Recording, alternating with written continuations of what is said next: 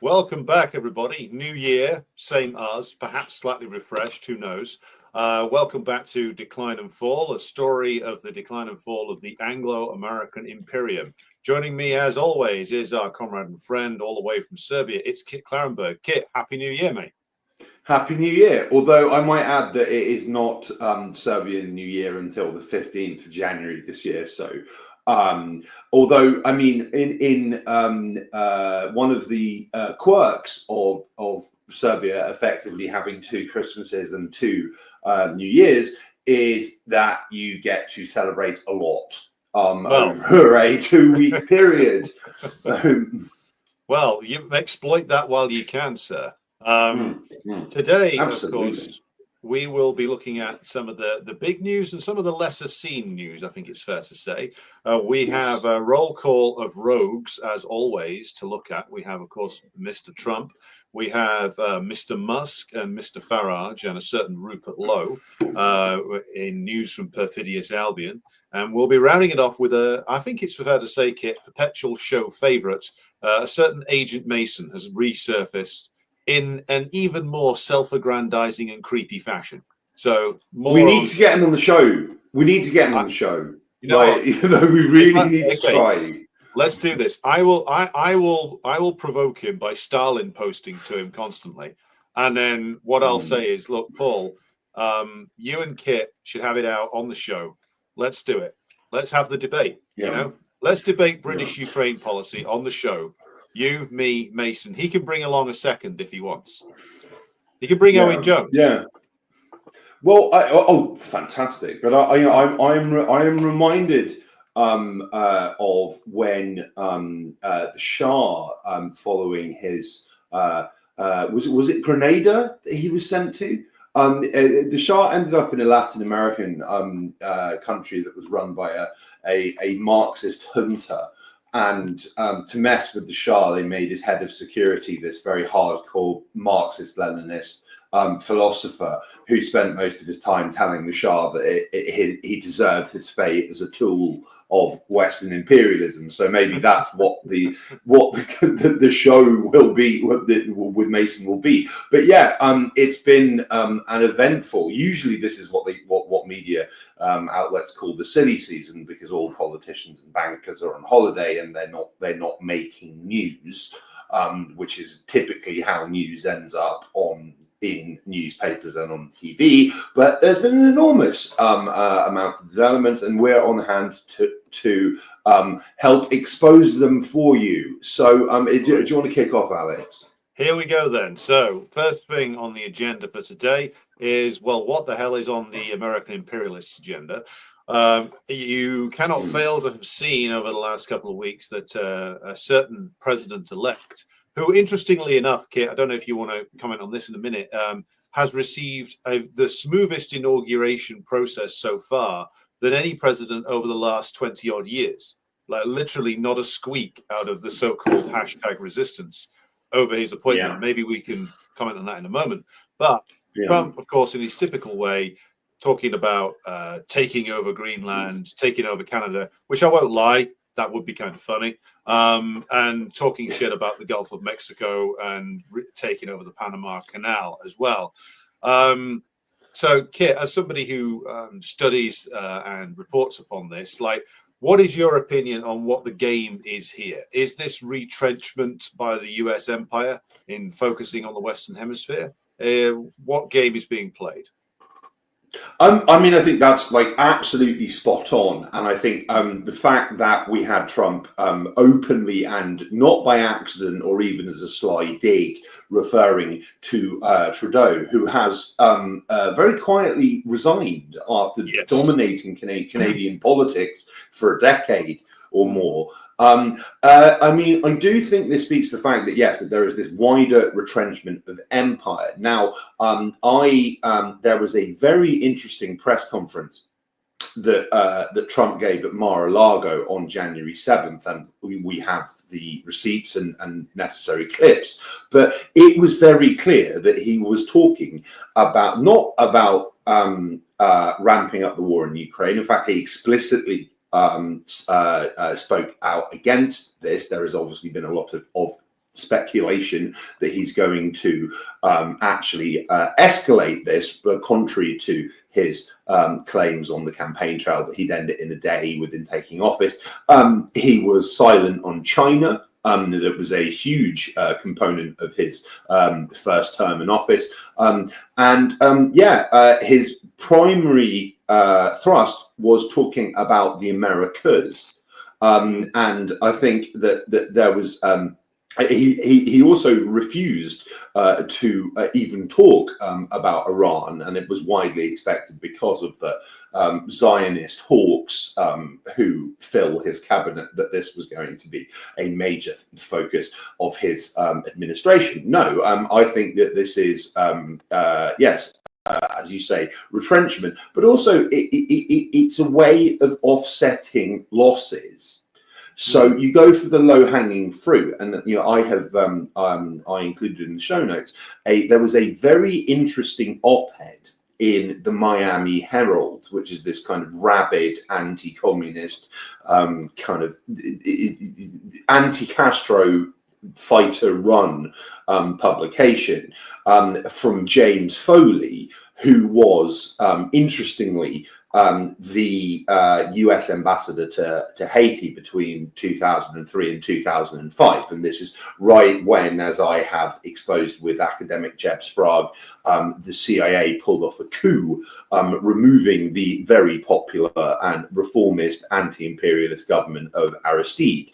And James Foley was openly talking about how Trump is now in a position, unlike Biden, to talk about directly invading Haiti, which has kind of been a long-standing objective that they have sought to achieve, the US has sought to achieve via other means. For instance, and Foley was fundamental to this, the members of the Kosovo Liberation Army, which is this kind of MI6 CIA organ harvesting drugs narco-terrorist group, which ran and continues to run Kosovo with an eye, which is a region of a province of Serbia with an iron fist, and as a fake puppet state, Foley was very, very pro them before becoming Haiti ambassador, and he then imported them to Haiti to help restore order after the coup. The last people that you would entrust with such an objective. But I think that like we are going to see, it's going to be all out now. I think we're probably going to see a lot of coups. We're going to see or attempted coups. We're going to see a lot of direct interventions similar to Reagan. Now, the media has been throughout the 1980s that you have all of these dirty wars, which are allegedly about trying to dent communist encroachment in America's backyard. I think we'll probably see a lot of this because it's low-hanging fruit, and Venezuela, like Syria, subject to absolutely grinding, crippling sanctions for a very, very, very, very, very long time, and which prevents which prevents them making or importing or exporting goods for the purposes of generating income. So all of these countries are going to be in the firing line, and this will be a way of offsetting the loss of Ukraine. They'll step away from Ukraine and say, oh, well, this is a European issue, nothing to do with us. It's much more important that we have Greenland.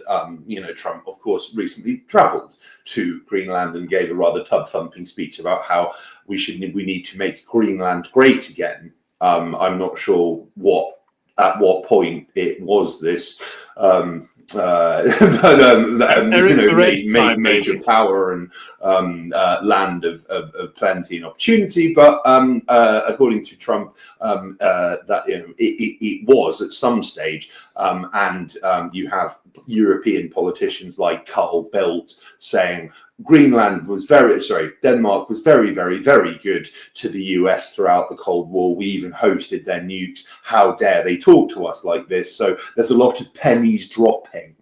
Well, still. Yeah, well, I think those pennies are going to be in zero gravity though for quite some time, Kit. To be honest, because the people like Bill, as you know, their entire careers are based upon being a groveling, subservient scumbag for the United States, and that's basically most of the academic, political, and media world in the European countries. So we lost your volume, mate.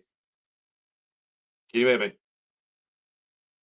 Okay, brief hiatus here whilst my comrade comes back. But as I was saying, I will be doing more on the regular program about the nature of the beast when it comes to U.S. imperialism in Europe. More on that in just in a few days, I think. Sure. So Sure. Sorry. Go ahead. Well, no, I mean, I was just saying that I think that like it's interesting that yes, that basically that we're going to see exactly what happened in the 1980s in Latin America, where the US is just going to run wild, death squads, coups, invasions to shore up, the backyard, as it were. Now, you mentioned like the lack of pushback against Trump. I think that's very interesting. I think that I've seen a lot of op-eds in the New York Times, rather than the last time that Trump got elected. There were mainstream journalists and pundits saying, right, well, I'm going to jail because Trump is going to turn America into this Nazi, fascist state, and blah blah. It's largely crickets or some kind of begrudging acknowledgement that America has changed, quote unquote, which is to say that they're sick of the woke bullshit that the Biden administration was pushing, and it doesn't win elections or offer people anything that they're actually interested in or care about. Yeah. So I've seen a lot of talk about the return of Reaganism to the Republican Party via Trump, via Nikki Haley, who is, likewise is completely deranged, xenophobic, Zionist moron. So yeah, that's a very interesting feature. I think that speaks more generally to, and as we've discussed before on the show, at the passing. The US knows that it can't win in Ukraine, and actually, the longer this goes on, it is a lot worse for the empire, because you have US weapons being shown to be actually useless in a warfighting scenario. You have endless reports from Ukrainians from the front lines saying our NATO training was completely pointless. There have been numerous attempts, small and large, to reverse the Russian advance and achieve all sorts of insane, obviously impossible to achieve objectives like reseizing Crimea. So America talking and looking tough on its backyard is a way of leaving Europe to its own devices. And a very likely possibility is we will see the election of more anti-war, anti-sanction governments in Europe, and then this can just quietly just fade away, because given the rhetoric that was engaged in by Biden, by Schulz, who is now on his way out, by a large number of leaders, many of whom, yes, again, are no longer in office or are facing defeat in certain elections. It's kind of like Keir Starmer left standing there with holding his dick in the wind. Well, he's the sole person who's all in on Ukraine now. Still. Oh yeah, which is why I think there'll be an internal Labour Party coup at some point within the next year or so when Ukraine ends. He'll be shuffled out. They'll bring in somebody just as bad, for instance, Wesley Streeting, this horrendous homunculi who sort of lingers around the cabinet room. They'll stick him in there, and then whoever succeeds him will lose to whatever it is that the right wing have put together by 2029, basically. But I mean, it's ironic that this week Starmer and Macron met with each other. Like, you couldn't have like a meeting demonstrating much more early onset male impotence than those two. Like literally the definition of like fading imperial powers in a sort of last waltz of mass delusion. I'm reminded. Like, I was forced to sit through this by my then girlfriend, but like in the first Sex and the City movie, there's this whole thing about like if a wedding is suitably gay, Liza Minnelli manifests, and it's we were kind of like on the brink of that with the Macron Starmer meeting. Like, the small dick energy in the room was absolutely extraordinary. It's like it is two completely illegitimate, unpopular, in fact, if not outright hated leaders with no credibility, running dead, never to return empires, puffing out their chests and pretending to be the heads of major powers, while their internal, politically and economically, their countries are collapsing internally. It was surreal. It's the best surrealist film that Britain has produced since The Bed Sitting Room of the late 1960s. if anybody remembers that one. So the other question, though, and I wanted to get your opinion on this: Trump is signaling reorientation. Even the New York Times and the Washington Post, which I read as sort of reading the enemy kind of thing, they have signaled in mournful articles yesterday about how this could be the last Ramstein meeting, the big meeting with the US and Zelensky sorting out arms donations to Ukraine. And they openly say in the articles in the Washington Post and the New York Times that this could be the last one. We'll look for that Trump's going to look for other countries to take over the coordinating role of the US. Now, that was just said. Now, of course, that's 5 paragraphs into the article near the end, where most people won't read it. But it's now being openly admitted to, and it's just said as a statement of fact. They get a quote from, Humpty Dumpty Ben Wallace, if you remember him, mourning the fact that this is likely to end. But no hysteria, no screaming denunciation, just a bold statement that this is coming to an end now. And they made a really big thing in one of the articles about the fact that they've got Cyprus on board to provide arms to Ukraine. I'm thinking, how much could Cyprus provide? You don't know fear until you've seen the Cypriot military. Oh my Christ. Which is controlled by the US and the British anyway. And so, but it's interesting that the bastions of American liberalism are now openly admitting to the fact that this is on the skids. So let's revisit then, just for a moment, our previous discussions we've had about the end point here, because it's been my contention for a while now that we're not going to see an open deal between Russia and the US over the fate of Ukraine. And what I think we'll see is a tacit acknowledgement of Russian control over however much of Ukraine they want by the Americans. And then whatever is left, Trump will say to the Europeans, well, that bit there, that's now your problem. You have to deal with this now. This Bandera adventure land in Western Ukraine, that is now your problem. Hermets. What's your opinion on that? Oh yeah. I mean, I think that you and I, both independently and on this show, this unmissable show. Indeed. We have been making this point for a very long time, which is that, is that the US strategy will be to just run away, and if at most leave it as a problem for other people to deal with, which will last about 5 minutes. Now, I mentioned Trump's Mar-a-Lago press conference on January 7th.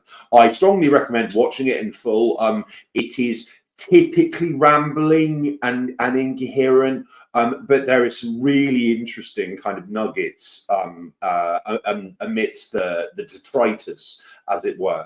And he openly, just kind of out of the corner of his mouth, said, look, there's a lot of big problems right now. We're going to that means we're going to have to settle up with Russia. We'll get that one straightened out. It's a tough one, but we're gonna get it sorted. And I think that yes, that either it's going to be, as we have discussed, farmed out to the Europeans, or we could see a in the manner and in the manner of Afghanistan, where Trump, dealt secretly with the Taliban. But went over the heads of the puppet government, because why would you include why speak to the monkey when you can speak to the organ grinder? There have been open calls in US the Foreign Policy magazine, which is again it's like a US empire journal, which I read because it's a fascinating insight into how the imperial brain trust thinks, which might be an oxymoron. And it openly called recently, saying that the first step towards peace in Ukraine is cutting Kiev out of negotiations, which was I just absolutely astonishing. And we have spoken about the Afghan example before, but I do think that it bears repeating. That look, up until the day that the Afghan government fell, we were being told that the US was committed to security, prosperity, democracy in Afghanistan, that they were close partners with the Afghan government. Ghani was flying to Washington for photo ops with Biden, and we were specifically told that they were in a position to defend themselves once the US left, if the US was truly leaving as they claimed. And then within hours of the US's formal departure beginning, Ghani's on a plane to UAE. And he's never been heard from before. And the entire intelligence, military, state apparatus that was created by the US over 20 years, costing trillions, ceased to exist. Now, I can see something very similar happening in Ukraine. I think that the West understands that they don't hold any negotiating power here at all. And also, I read a very interesting piece recently. I think it might have been in foreign policy or affairs again. It's irritatingly forgotten, but it made this very obvious point, which is that from Russia's perspective, the war in Ukraine is existential. Right, like they are never ever going to allow Ukraine, which is historically basically the same country and the same people, and the traditional invasion route for other major powers throughout history, because it's flat territory. They are never ever going to allow Ukraine to enter NATO or become part of the Western fold, as it were. So from that perspective, they are ready to escalate and escalate and escalate if they deem it necessary. Where is the escalatory ability or will on the West side? It's not there. Like all they can do is just keep this grinding on at unsustainable financial, military, material, and human cost. Russia is willing to keep this going until, Russian officials, they keep hammering this point home. The special military operation will continue until its objectives are met. So take them at their words. I can also see as well, because Trump is very, like when Trump went to North Korea, and like all of the same media outlets, like Fox, that had said any suggestion of Obama meeting Kim Jong-un is a sign that he's this communist, and blah blah, and that they were like cheering Trump's amazing diplomacy by traveling to North Korea. I think Trump's big on ceremony. He's big on perceived wins, and I think that a smiling photo op of Trump, Russian officials, and whichever puppet replaces Zelensky when he runs away to London, which could be any day now, Trump would see that as like a huge victory and propaganda win. And I think that a lot of Americans who are absolutely sick of this, and a lot of Europeans who are sick of this and suffering from insane levels of inflation and all sorts of other knock-on issues from the war, would probably be okay with it too. You know, so well, like that's yeah, another option. And again, as we've discussed before, I think that if it does come to a negotiated settlement, I think that the US will actually roll over heavily in terms of potentially granting Russia more territory than it currently occupies, in terms of throwing Ukraine under the bus. You know, they could very easily, as the US has done many times before to its allies, turn around and say, well, you have to accept whatever we put in front of you, and if you don't, we're going to cut all support for you. And bearing in mind that like Ukrainian, like the salaries of like Ukrainian bureaucrats and administrators and firemen are paid by the US at this point. Like, yeah, you know, that's a lot of leverage. yeah. This is a neo-colony, basically. Yes. And if the colonial master decides that it's no longer beneficial for it to hang on to them, then cut loose they will be. And the other point being that the eventually the US will need to make some kind of arranged bargain with the Russians over security issues. Given that the Russian military is now immeasurably more powerful than it was 3 years ago, and the Russian economy has actually, in some ways, been improved by the sanctions regime and the innovation that's been driven by the sanctions regime, they'll now have to tacitly, not openly, bargain with the Russians about things like the Arctic sea routes, about things like naval security, where I don't think the US is going to want to continue the obvious naval warfare that there's being run possibly by the British against the Russian tanker fleet, for example, which is, to me, I mean, we didn't have this on the agenda, but I might as well bring it up now. That to me looks like your old friends, Mr. Donnelly and his crew, implementing a plan via their Ukrainian proxies to try and attack Russian shipping, which is an incredibly risky thing to do. And I don't think the US likes to pirate ships when the other side can't really shoot back, but the Russians can, and the Russians could disrupt US trade.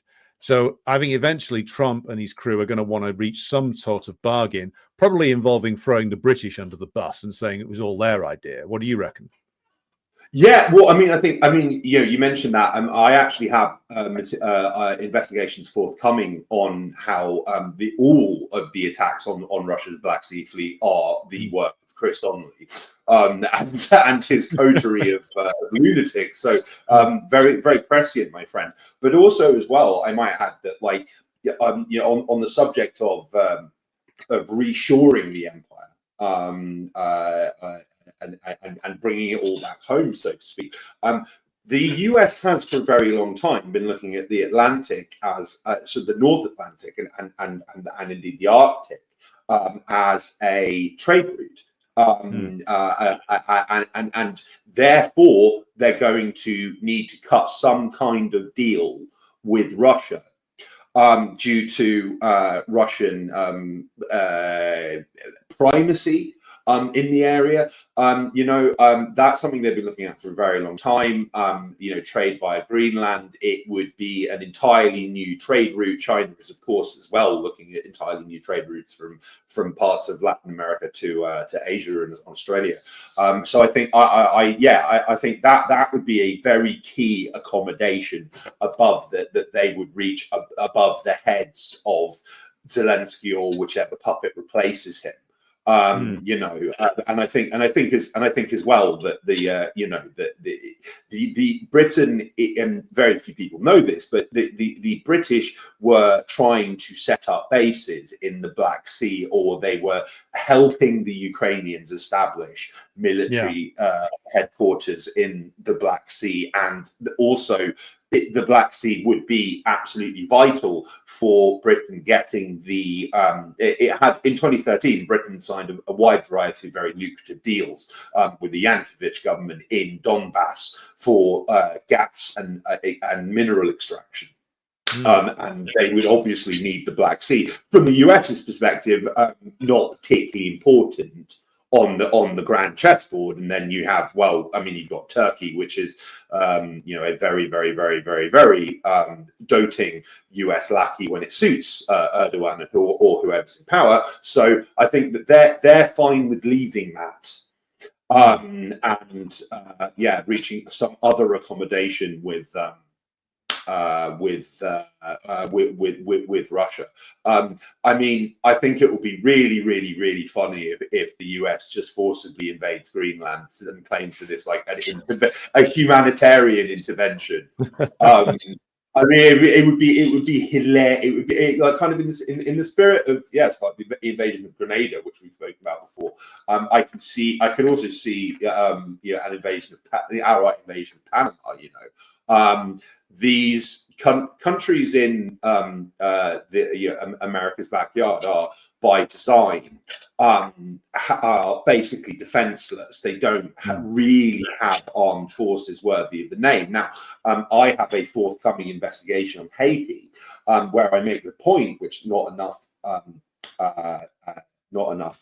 people know about, which is there is US legislation which is to quote unquote prevent global fragility and promote stability, and what it effectively grants the US carte blanche if it wishes to invade countries or intervene in countries if there is local tensions, if there is quote unquote instability, and all these other kind of rather prominent buzzwords. Now, there's a large amount, there's a large swaths of Latin America where the quote unquote wrong governments are in power.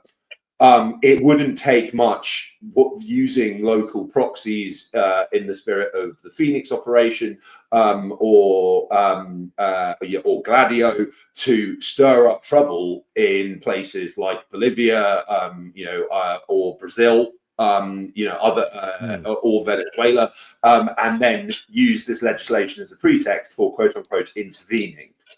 Yeah. So that was passed in 2018, and they haven't made much use of it because in no small part because the Biden administration is so focused on Ukraine, like that's gone now. Well, the other there's several things to mention coming out of that, which is I think that the potential for them to make trouble in Brazil is huge. Certainly, they've got a lot of connections. There's a big comprador element in Brazil who will happily sell their own country out for like pennies on the dollar to the US. And that's not just Bolsonaro. There's a much bigger contingent of them there. They could do that. Bolivia has certainly got its problems because now you've got the division between Morales and Luis Arce, the current president and the former president, who are in a rivalry over who's going to basically be the candidate for the MAS at the next election. So there's problems there that the US could exploit. I think Venezuela and Nicaragua are slightly tougher because there you do have the unity of large sections of the masses behind the government, and also Venezuela's made the correct decision to mobilize and arm the working class and peasantry. So a direct military intervention there would be a very, very tough nut to crack. I think the US will take the coward's way out and try and flatten Panama again or something like that, and flatten Haiti, then claim a glorious victory, at minimal cost to themselves. I think that's the most likely immediate outcome. But the other thing to register at this stage is that the continual threats against Mexico I find very interesting because these go back quite some way. I remember Little Pete Buttigieg, son of a Maltese Marxist, if you believe it, making these threats in the 2020 presidential primary. And given that this guy's basically CIA, you can assume that this came from a well-informed place. Trump and his surrogates have started talking about it. Well, we're going to attack the cartels. But given that the cartels are entangled with US intelligence anyway, it seems to me like a war on terror type scenario where we're going to use our own proxies to justify some kind of intervention. So I would say that there is a significant risk that something will be done against Mexico, particularly and as you've got the Scheinbaum presidency is very popular and is carrying out genuine modernization in Mexico, the US will be desperate to prevent that. Yes. So we could see all manner of shenanigans going on in Mexico. So this reorientation is on the one level, it represents a strategic defeat of US imperialism and its proxies in Ukraine, but it increases the danger inside the Western Hemisphere, I think, for all of the countries we've been talking about.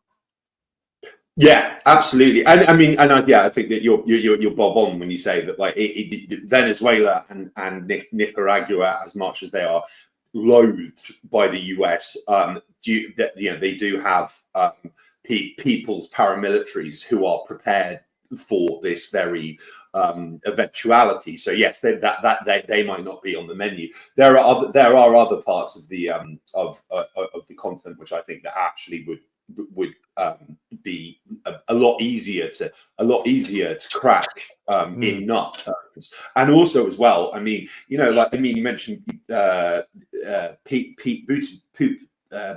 Buttigieg with his famous wine cave meeting, which is but like, I mean, Marco Rubio, I think he tried running for president at one point and was like openly talking about direct intervention across Latin America to flatten governments that undermine US interests, and I think that he even included Cuba. I mean, a funny anecdote, perhaps this is a good point to close on.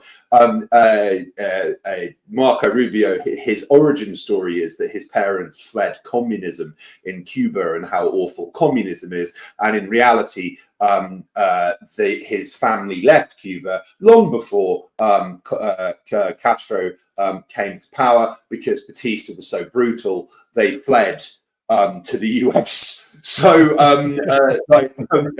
they actually fled US imperialism, and now he talks a very big game about on US imperialism. But on the subject of fifth columnists and people maybe not being so honest about their origins and intentions, Reform UK, the next British government, perhaps.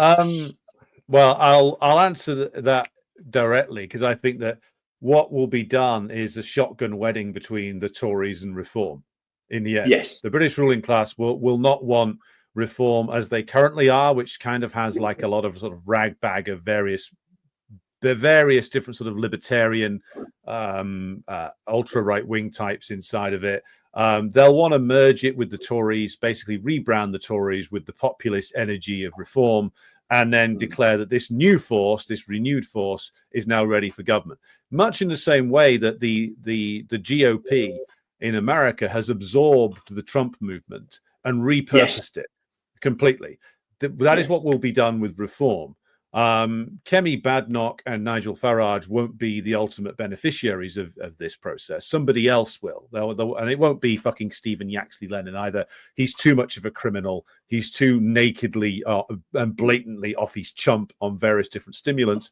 So they'll find somebody who can do the populist thing and can do the respectability thing. Now, what Kit's talking about here is, of course, the intervention of a certain Mr. Elon Musk, son of an apartheid diamond miner, in the debates around this, accusing Nigel Farage of basically being not up to the task of leading Reform UK. Now, I don't believe that Musk came up with this on his own.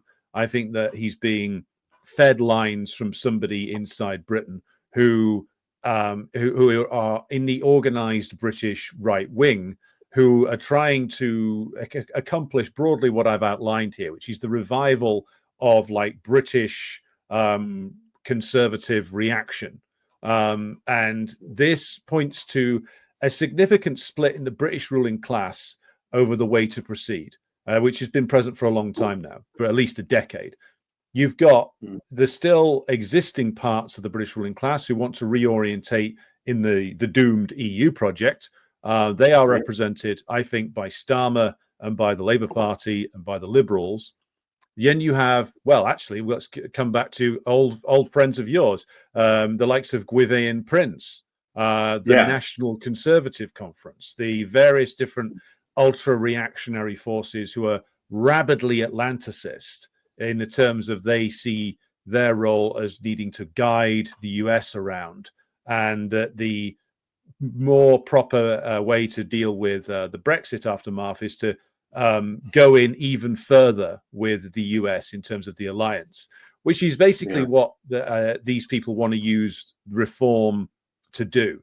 They want to realign Britain completely with the priorities of the US, and also to try and influence those priorities, which is what the game really is here all about. It's the same split in the British ruling class that's been going on for many years now. This is all the fight that's going on at the moment, dressed up in various different guises. But ultimately, it's about the crisis in British imperialism that's been going on for quite some time now. And the fact that neither of these factions has a fucking clue really what to do. They just want to double down on different failed strategies. So the pro-EU wing think that somehow by going back into alignment with the EU, the crisis of the British economy and state will be solved. It won't. You're basically jumping onto the Titanic when it's halfway down. And the other wing they still want Singapore on Thames. That's fundamentally their vision, which is this sort of nightmarish version of a giant financial center with various special economic zones into which the proles are pushed to work for a pittance. It is that's their vision, with all of the defense needs basically outsourced to the United States, with Britain doing various different niche things involving intelligence and special operations and sabotage. That's what their agenda is, and you're seeing this now play out, disguised in various different ways. So this is what I think it's really all about. But what's your take? Yeah, I wholeheartedly agree with everything that you've just said so eloquently. I think that Europe is a really interesting issue, because it is something which has split the British ruling elite. And you mentioned Gwyddian Prince. It has split the British defence and intelligence establishment as well since World War II. There has never been any coherent British strategy or policy on Europe whatsoever. And yes, there is a wing of the British establishment, I would say exemplified as what by people like Michael Heseltine and Ken Clarke, who are imperialist to the core and have this strong belief in special, unique, powerful Britain, but are extremely skeptical about Britain's relationship with America, and are willing to accept a degree of vassalage within Europe, within the European project, to stay relevant.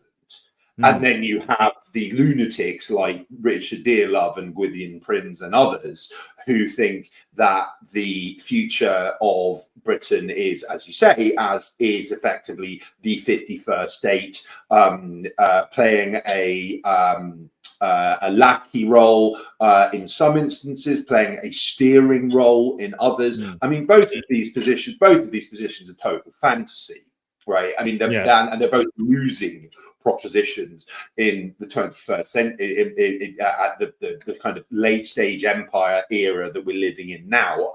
I think from my own experience locally, like in the Central and Eastern European region, the level of anti-EU sentiment is absolutely massive, and it would be entirely unsurprising to me if major countries, including the countries that led the expansion of the EU into Central and Eastern Europe, like Poland, were no longer members in 5 to 10 years.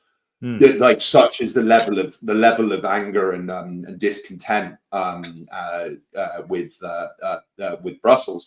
I think Elon Musk's role here is kind of unclear, although it does seem, in the spirit of these things, that what the British elements of the British establishment are planning, which is basically to get rid of Keir Starmer, merge, as you say, the Conservatives and Reform, and have some kind of figure. I can imagine James Cleverly who is actually relatively articulate, manages to sound like he's actually saying stuff of substance, even if it's bullshit. Someone like him being parachuted in as a leader of this new coalition. There was a Financial Times report on how Musk is allegedly examining how to oust Starmer as prime minister before the next election. That, to my mind, is like a cover story for the British establishment. Thought that Starmer was going to be Blair 2.0. Everyone hates him. Nobody listens to him. He has no credibility, and people like loathe the government. Well, okay, well, let's get rid of him, but let's blame this external force on Elon Musk.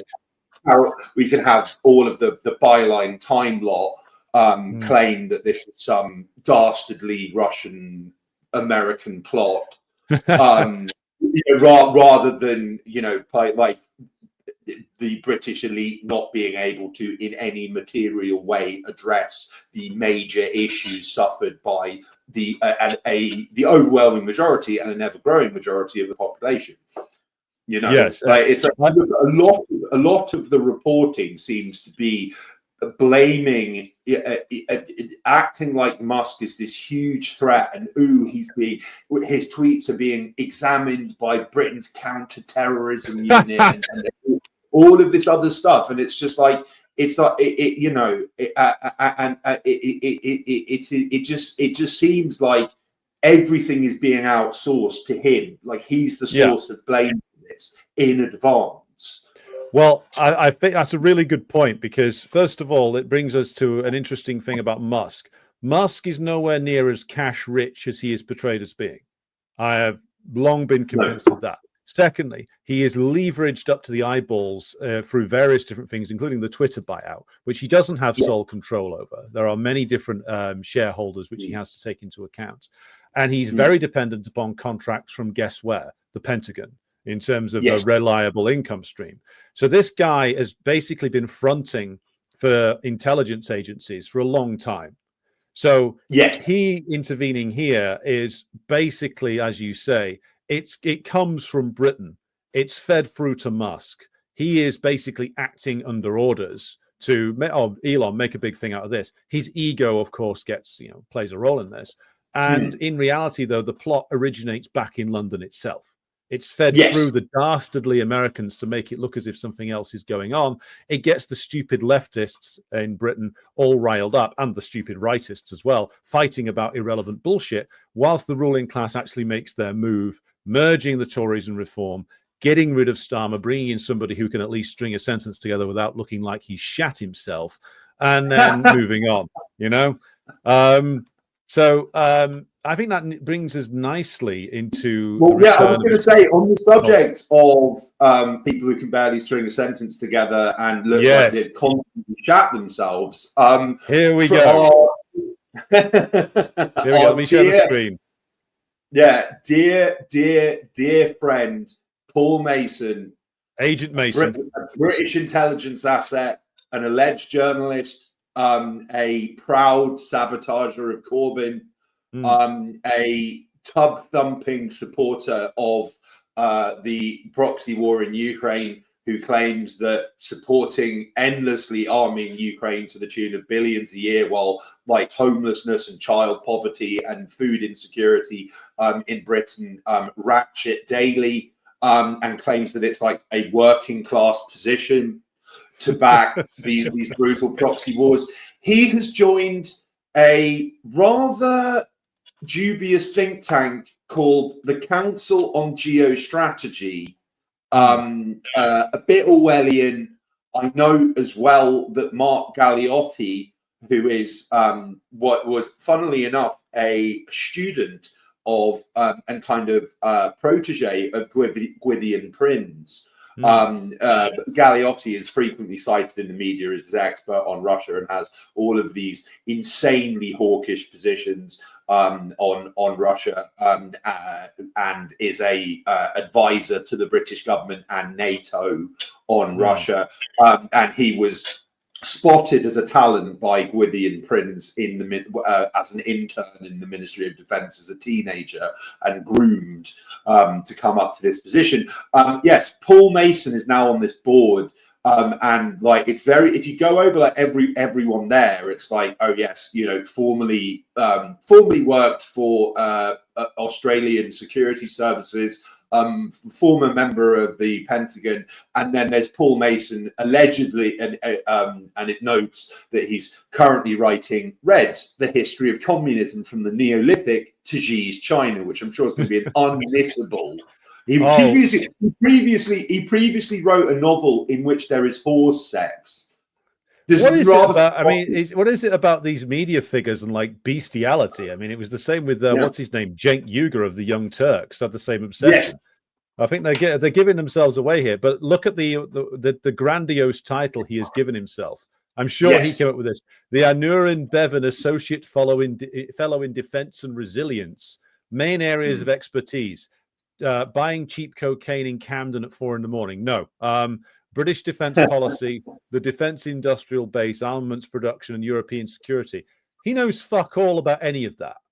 I mean, like, seriously, like, his reporting he was the economics editor of Newsnight, in which he just parroted whatever, like, treasury bullshit was handed to him.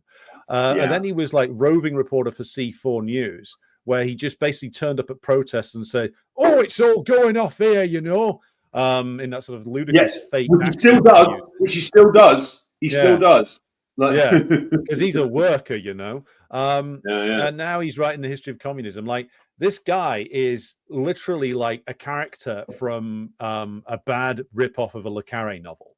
This is like the reality of the honorable schoolboy type thing, which is this guy was a long-time Trotskyite, member of like the incredibly dubious Workers' Power organization. Spent most of his time like cruising between different journalistic gigs, apparently being endlessly elevated. I wonder why. And then towards the end of his career, which is what he's hitting now, it goes increasingly bananas and is outed by your good self as for what he has probably always been, which is he's been a state asset, I would argue, probably for as long as Keir Starmer has, all the way back to the early 1980s. And now he's in with this lot, and basically he's just going to be trying to left wash whatever stuff the likes of Gwydion Prince and others come up with. He's going to be saying, this is all in the interests of the working class, lads. It really is. I mean, he makes a lot about the fact that he's a laver, you know, and that he's from the north. I mean, I was going to say as well that there's something that really jumped out to me is when in his obviously self-authored title, they gave him a blank bit of paper. Whether a blank check was also forthcoming is a matter of speculation. But it not only refers to defense, but resilience. Now, this caused my antenna to start twitching because there is a now thankfully former Scottish Nationalist Party MP called Stuart MacDonald, who, much like Paul Mason, gave every appearance of being to all intents and purposes, a asset for MI5 or the security and British security and intelligence services, and he was very much a wrecking force within Scottish independence, and he openly wrote op-eds in major Western publications saying the US shouldn't fear an independent Scotland. We will still be part of NATO. We'll still host Trident. Nothing will change. So no independence then. Yeah. So it was like, well, it was, you know, he was widely hated within the Scottish independence movement. I will never forget my now deceased stepfather, a very proud Scottish nationalist, emailing me asking who is this C word when he heard Stuart MacDonald talking, very angrily. But the point is that MacDonald also made a very, towards the end of his career, he got voted out in 2020 in the summer.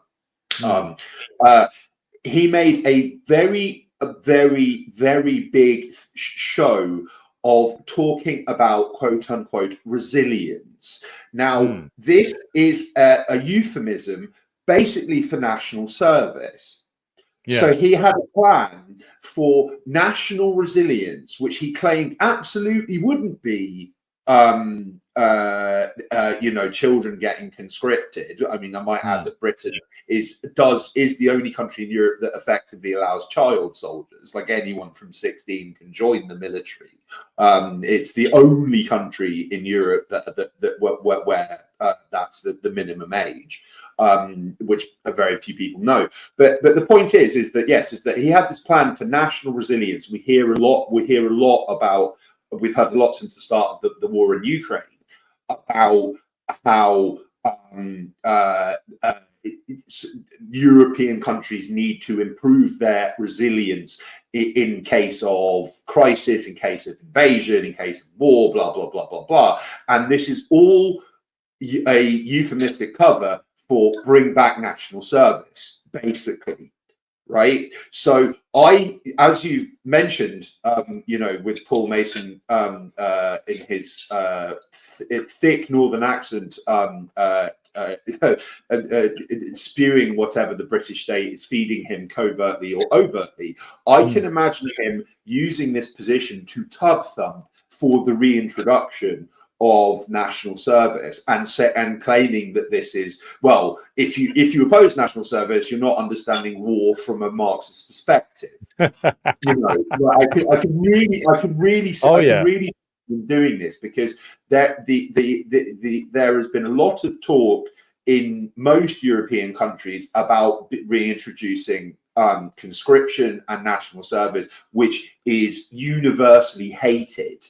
I might add, earlier this year, the Daily Telegraph, led by Boris Johnson, who we have to personally thank for sabotaging peace talks in Ukraine in the start of 2022, he stated that he thought that national service should be reintroduced, and the Telegraph for 2 weeks then ran a number of hypothetical stories on what would happen if Britain went to war with Russia, and how there is a strong argument to be made for reintroducing national service. And the universal response from their readers, the jingoistic, uber patriotic, Prince-like people who read the Telegraph, was, we hate this, don't talk about it, drop it. So, like, it clearly it didn't work with the Tory base. Maybe it is thought that Mason can stir up manufacture some public consent for reintroduction of conscription in this new role. Well, that's certainly one of the aims that they've got. But as you say, the problem that they're facing is that there not only is it the case that this is not 1939 and Nazi Germany is on the march. This is the case that, like, from the perspective of the left and the right in this country now, like, nobody supports fighting for the Britain that is currently constituted now. Nobody wants to fight for, and of course, there's no conceivable threat of invasion. The biggest conceivable threat to Britain comes from its own ruling class, of course, and the United States. But of course, Agent Mason doesn't want to talk about that one, nor do any of these people in the think tank world. All right, now we are running on schedule, but it's a slightly curtailed episode today. But we will be back again with you next week for more rides down the highways and the byways of the collapsing empire. And we will be looking again at the various different stories coming out of the fading and flailing Schultz regime, the progress of the AfD, and much, much more. So, Kit, once again, thank you for joining me this week, comrade. Another very interesting program, and I'll leave the final word to you. Yeah, well, no, I mean, I think, it's been a fantastic discussion. Shame it couldn't be longer, but we will be back very soon. Normal service will resume in due course. Take care, guys. God bless, and fight. All right. See you, everybody.